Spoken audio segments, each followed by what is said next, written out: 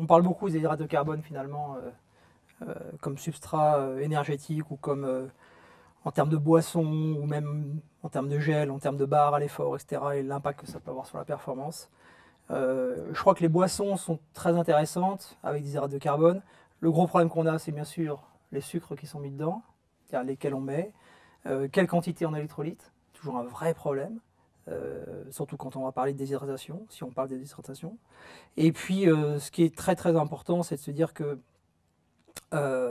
les glucides à l'effort, ça sert aussi à réhydrater la cellule.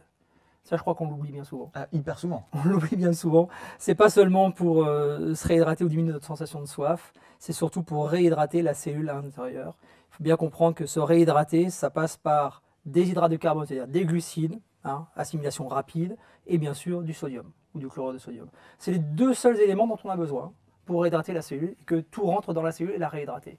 Donc quand on a compris ça, on se dit que il est important effectivement de savoir doser les sucres qu'on met dans sa boisson et surtout lesquels on met, quoi.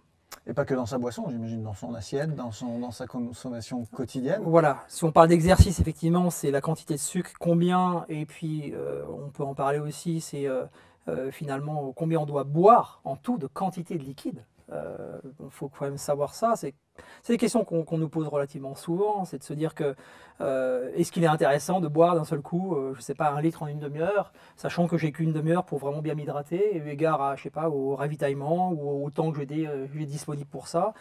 Alors l'erreur qu'on voit très très régulièrement, on le voit encore sur le marathon de Paris assez souvent, c'est ce qu'on appelle l'hyperhydratation. Donc l'hyperhydratation qui ne sert vraiment à rien, que ce soit avec des glucides ou sans glucides d'ailleurs. C'est-à-dire qu'on ne peut pas prévenir d'une déshydratation.